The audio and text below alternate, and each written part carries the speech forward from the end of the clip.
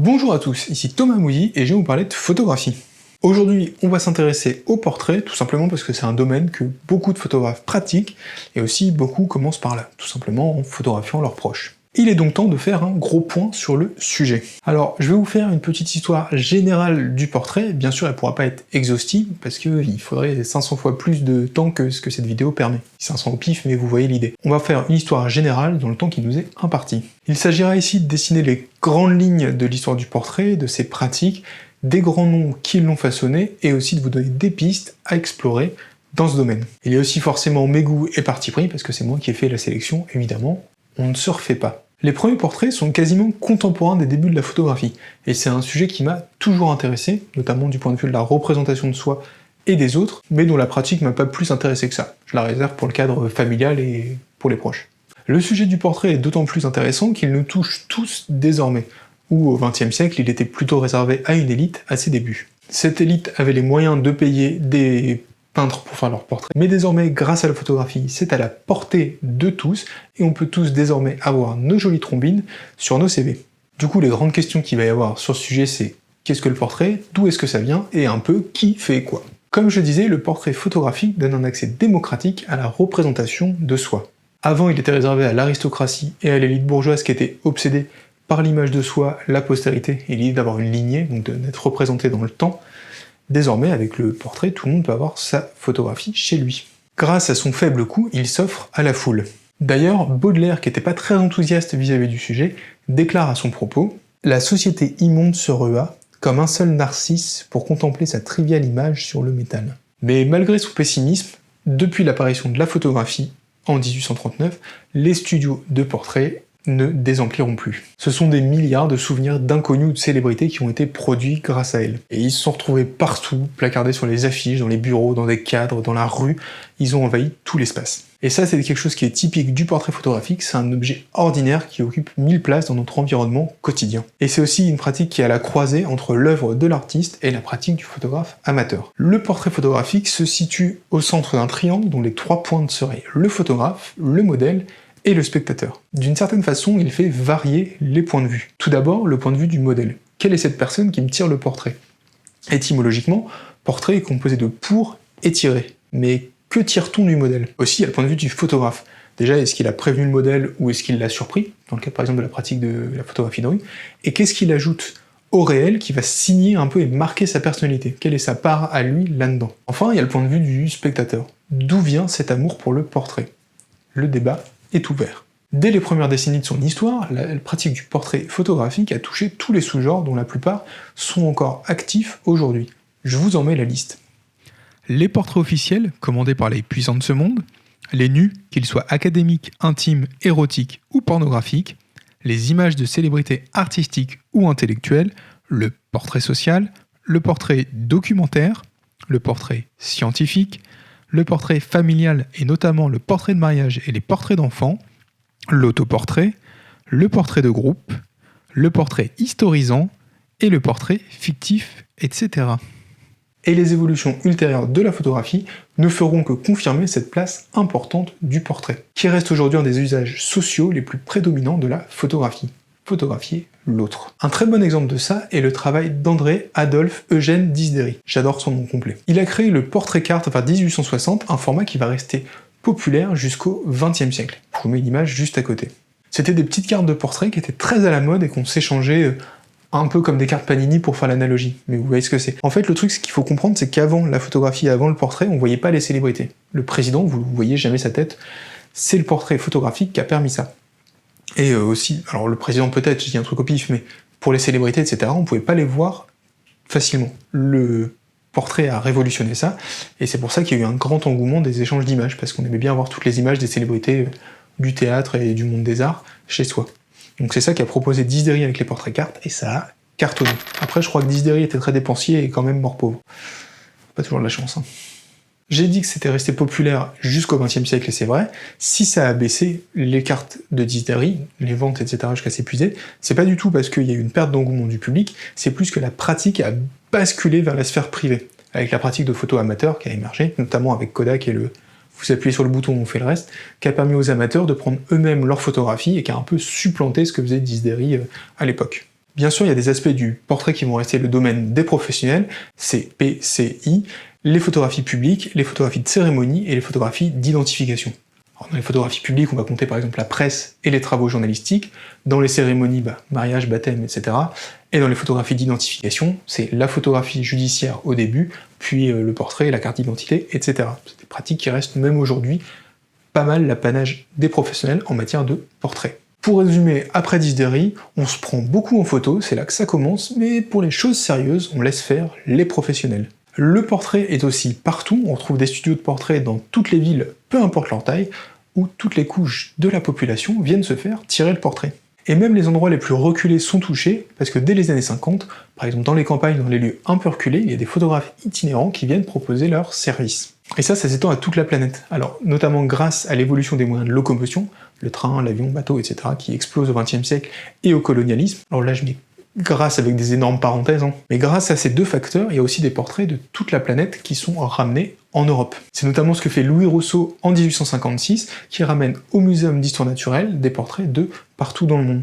Notamment des Russes, des Hottentots et des Esquimaux. Vous pouvez voir un portrait d'Esquimaux par Rousseau juste à côté de moi. Encore une fois, je parlais de colonialisme tout à l'heure avec des pincettes, là j'en mets aussi, je dis Esquimaux parce que c'est comme ça qu'est légendée la photo et qu'il l'a légendée. De mémoire, le terme correct c'est Inuit, c'est comme ça qu'ils s'appellent eux-mêmes. Petit à petit, la photographie prend aussi un rôle de contrôle social, tout d'abord avec la photographie anthropométrique de Bertillon, puis avec la photographie d'identité. Alors on connaît bien la photographie d'identité, la photographie anthropométrique, j'en ai peut-être déjà parlé sur la chaîne, donc je vais être assez rapide. C'était une manière d'inventorier les prisonniers qu'on n'avait plus le droit de marquer au fer rouge, arrête la déconnade. Ça permettait de prendre des photographies de face, de profil, etc. pour faire des fiches de signalement et pouvoir retrouver les gens ou pouvoir les rechercher quand ils faisaient des crimes, etc. ou les reconnaître assez facilement par la suite. Ça, on a complètement arrêté le jour où on a pu identifier les criminels grâce à des empreintes digitales, et Bertillon, il a quand même fait en attendant des dizaines de milliers de clichés de portraits dans le cadre, comme je disais, de contrôle social et là, judiciaire. Il y a un autre glissement qui se fait encore une fois après la Seconde Guerre mondiale, toujours plus du public vers le privé, où encore une fois les pratiques amateurs continuent de se développer et de prendre de plus en plus de place. La photographie de portrait change un peu et ça devient encore plus un genre familial et privé. Sa fonction change aussi. Comme je vous le disais, il y avait un rôle social très fort dans le portrait avant, et de documentation de l'espace public et de la vie publique, c'était PCI, public, cérémonie et identification. Là, on glisse encore plus vers le privé, où ça prend vraiment une connotation existentielle, montrer son existence et prendre part au monde par la photographie, et plus personnelle. Tout ça pour en arriver au point d'aujourd'hui, où la pratique du portrait, et de la photographie aussi dans la sphère privée, a un rôle de journal intime visuel personnel. Et l'aboutissement de ça, c'est Instagram, qu'on connaît tous. La photographie de portrait a évolué pour avoir ce glissement, où au début elle était très publique et régie par des professionnels, pour glisser de plus en plus vers la sphère privée, et arriver à des journaux intimes en ligne qu'on met tous via Instagram et compagnie. C'est un glissement, ça veut pas dire que les professionnels ont disparu, mais c'est juste pour que vous compreniez le mécanisme global qui a eu lieu entre les débuts de la photographie et nos jours concernant le portrait. La frontière entre la photographie posée et la photographie volée a aussi beaucoup évolué.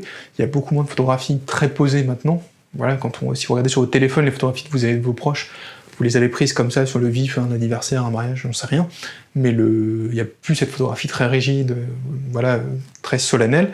Ça a disparu, notamment parce qu'on a une relation plus détendue avec nos images que nos ancêtres. Alors une relation plus détendue avec le fait de les prendre, pas forcément avec la diffusion sur internet, etc. Ça c'est un autre sujet, je parle pas du tout de ça ici. Je dis juste que se faire prendre en photo, c'est quelque chose de beaucoup moins solennel qu'avant, où on prenait le temps de s'habiller, de poser, etc. Ce qui est aussi facilité par le fait qu'une photographie ne prend plus 6 minutes à être prise et qu'on peut bouger et la capturer sur le moment.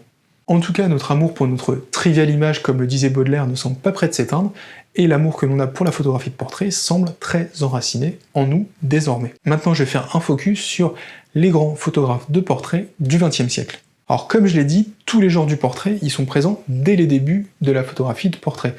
Les variations, ça relève plus de l'engouement pour un tel style à telle période, tel style à telle période, etc. Mais tous les genres sont présents quasiment dès le début. Donc je vais pas refaire l'histoire de chaque période et de chaque sous-genre, etc., parce que ce serait très long et très fastidieux. On va prendre les grands noms qui ont marqué l'histoire de la photographie de portrait. Commençons donc par un photographe dont je me lasse jamais de parler, Henri Cartier-Bresson. Il est plus connu pour son travail de photojournaliste que pour celui de portraitiste, mais il a signé des portraits devenus emblématiques, comme ceux de Jean-Paul Sartre, que vous voyez à gauche, Marilyn Monroe ou Samuel Beckett au centre. Mais il a aussi signé des images moins connues. Écrivain, peintre, sculpteur, acteur, cinéaste, ami, proche ou anonyme, tous ont en commun ce regard perdu dans une profonde intériorité, dans leur monde propre, totalement oublieux de celui qui les photographie. C'est une de ses grandes qualités d'ailleurs, se faire oublier, au point que l'on possède très peu d'images de lui.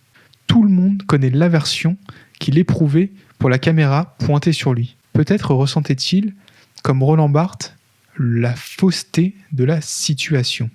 Très souvent, trop souvent à mon gré, j'ai été photographié en le sachant. Or, dès que je me sens regardé par l'objectif, tout change. Je me constitue en train de poser. Je me fabrique instantanément un autre corps. Je me métamorphose à l'avance en image. Et ça va dans le sens de Cartier-Bresson qui disait aussi « Je cherche surtout un silence intérieur. Je cherche à traduire la personnalité et non une expression. » Pour illustrer cela, il racontait volontiers sa rencontre avec Ezra Pound, que vous voyez à droite sur l'écran. Il a dit que ce ne fut qu'un très long silence qui a semblé durer des heures. D'ailleurs, il reparle du portrait dans les quelques lignes introductives de son livre Images à la sauvette, qu'il a publié en 1952. Elle parle d'elle-même. À l'artifice de certains portraits, je préfère de beaucoup ces petites photos d'identité, serrées les unes contre les autres, aux vitrines des photographes de passeport. À ces visages, on peut toujours poser une question, et on y trouve une identité documentaire, à défaut de l'identification poétique que l'on espère obtenir. Aussi, Cartier-Bresson s'est toujours considéré comme un peintre. C'est son amour pour la peinture qui l'avait conduit, à la fin de la guerre, à photographier des peintres pour l'éditeur alsacien Pierre Braun.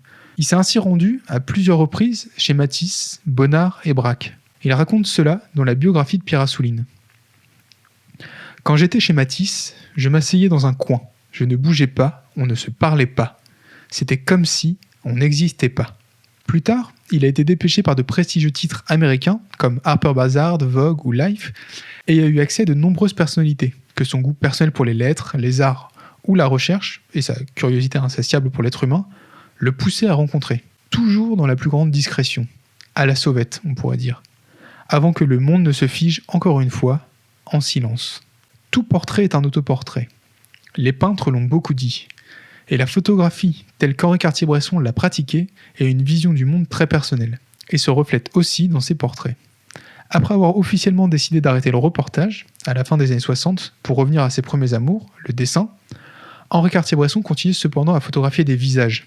Cette passion, pour l'être mis à nu derrière l'objectif, pour cet échange en tête-à-tête, ne s'est jamais érodé. Et il l'a même pratiqué sans appareil photographique, comme le raconte Pierre Assouline au début de sa biographie. Cartier-Bresson a pris une photographie de lui, avec ses yeux, pour garder dans sa mémoire le silence de sa victime intérieure. Parlons maintenant d'un autre monument sacré de la photographie de portrait. Richard Avedon est connu pour ses innombrables portraits en noir et blanc. Il a su marquer l'histoire du portrait de son œuvre après avoir initialement rencontré le succès avec la photographie de mode. Il était fasciné par la manière dont le portrait traduisait l'âme et la personnalité de ses sujets. À l'inverse de Cartier-Bresson qui cherchait l'insondable, Avedon aimait rester en surface. Mes photographies ne vont pas sous la surface. Elles ne vont sous rien du tout. Elles lisent des surfaces. J'ai une grande foi dans les surfaces. Une bonne surface est pleine d'indices. Pour lui, une séance photo est avant tout un échange intense. Il disait d'ailleurs se sentir embarrassé parfois après un shooting, après avoir partagé tant d'énergie et d'émotion avec une personne rencontrée 2 heures plus tôt. Ce credo de se concentrer sur le sujet se retrouve d'ailleurs dans la mise en scène de ses portraits, minimalistes, épurés, très souvent sur un fond blanc uni. Richard Avedon refusait beaucoup de choses. Une lumière trop flatteuse, une pose suggestive ou une composition trop apparente. Le travail que je préfère chez lui est celui qu'il a fait sur son père. Il l'a photographié jusqu'à sa mort. Je connais mal la relation qu'ils entretenaient, mais on sent tout l'amour qu'il lui portait dans ses portraits. D'une certaine façon, il y a là beaucoup plus du fils que du père. Aussi, je ne pourrais pas vous parler de portrait sans vous parler d'Irving Penn. C'est un photographe américain, connu comme photographe de mode, de beauté, et également célèbre pour ses portraits et les natures mortes qu'il réalisa vers la fin de sa vie. Son style est atypique. Un mélange d'académisme hérité des peintres flamands et de créativité débridée. Bien que plus connu pour son travail de photographe de mode, Irving Penn a aussi réalisé un nombre conséquent de portraits et de natures mortes. Un simple fond gris, une source de lumière unique, et il ne reste plus qu'à installer le sujet et à mettre l'appareil sur pied. Et même quand le magazine Vogue lui a régulièrement réclamé des images en couleur, il est parvenu à garder l'essentiel de son travail en noir et blanc. Je pense que le noir et blanc est intrinsèquement meilleur que la couleur. Je crois que je n'ai jamais vu une photographie en couleur vraiment belle. Ce qui l'intéresse, c'est qu'une personne photographiée amène dans l'image son lot de psychologie et de faire tomber ce masque qu'ont les adultes lorsqu'ils se savent pris en photo. C'est ça son dada. Un exercice d'autant plus difficile que son travail de commande lui impose de prendre en photo des personnes médiatiques qui ont l'habitude de se retrouver devant des objectifs. Ici Picasso, Sean Penn et, si ma mémoire est bonne, Truman Capote. Helmut Newton est un photographe australien d'origine allemande. Il est connu pour des photographies de mode et de nus féminins. Il a photographié de nombreux modèles parmi lesquels Catherine Deneuve, que vous voyez à gauche, Sylvie Vartan, Brigitte Nielsen, Grace Jones, Kate Moss, Monica Bellucci, Cindy Crawford ou encore Claudia Schiffer. Il était rattaché à Vogue, où ses clichés sont très marqués par l'érotisme et la sensualité, souvent stylisés par une violence sous-jacente, comme on peut le voir dans la photo de Jean-Marie Le Pen. En effet, il déclare « J'admire les personnes qui sont célèbres alors qu'elles ne devraient pas l'être ». D'origine juive, le photographe n'a jamais caché son manque de sympathie envers l'extrême droite et l'objectif de cette photo de Le Pen a été de rappeler une photo d'Adolf Hitler et de son berger allemand prise 70 ans plus tôt. J'apprécie beaucoup l'ironie. Aussi, comment parler de portrait sans parler de Robert Mapplethorpe ? C'est un photographe américain, célèbre pour ses portraits en noir et blanc, très stylisés, et aussi ses photos de fleurs et ses nus masculins. Le caractère cru et érotique des œuvres du milieu de sa carrière ont déclenché des polémiques sur le financement public de l'art aux États-Unis parce qu'il était subventionné. J'ai censuré la photographie, mais je vous laisse imaginer ce que cache l'aubergine. De façon générale, c'est un photographe assez provocateur. Et la polémique des nus n'est pas la seule. Certains de ses autoportraits, très osés, lui avaient aussi collé une volée de bois vert. Mais ceux-là, je vais vous laisser les trouver tout seul. Après avoir déjà montré sur la chaîne des photographies de fist fucking faites par Mapplethorpe, je vais rester sage dans cette vidéo. Sachez que si vous voulez trouver ces photographies, tapez son nom et le mot fouet sur Google Images et vous devriez être servi. Après, il a aussi produit des portraits plus classiques, toujours en noir et blanc et très esthétisés, comme ceux que vous voyez à l'écran. Il s'agit à gauche de Deborah Harry, d'Andy Warhol et enfin de deux modèles avec qui il a beaucoup travaillé qui s'appellent Ken Moody et Robert Sherman, respectivement en 78, 86 et 84 pour la dernière. Lee Friedlander est un autre photographe américain. Il s'est intéressé à de nombreux sujets de sa photographie, le reflet, l'architecture, l'urbanisme, la découverte de l'Amérique au travers d'une voiture, un peu à la Jack Kerouac, et je l'ai retenu pour son travail sur l'autoportrait qu'il traite sous diverses formes. On retrouve toujours sa trace d'une manière subtile, une ombre, un fragment ou un reflet qui tous induisent que l'artiste est présent. Il n'est qu'une ombre, mais une ombre qui dit tout, son regard sur sa femme, sa place dans le monde. J'aime beaucoup cette façon qu'il a de rester en retrait. Il traite dans son travail des éléments assez ordinaires auxquels la plupart du temps nous restons indifférents. Comme sur l'image de droite où il photographie un écran, il a fait une série sur ce thème, ainsi qu'une voiture et son propre reflet. Je l'ai inclus dans cette vidéo déjà parce que j'aime beaucoup son travail et aussi parce que j'aime bien la façon qu'il a un peu de prendre la pratique du portrait complètement à contre-pied. Enfin, le dernier et pas des moindres de ce panorama, c'est Bruce Gilden. C'est un photographe new-yorkais qui s'est consacré à la street photographie toute sa vie et qui est membre de l'agence Magnum depuis 2002. Bon, j'en dis pas plus ici, il mériterait sûrement une vidéo à lui tout seul.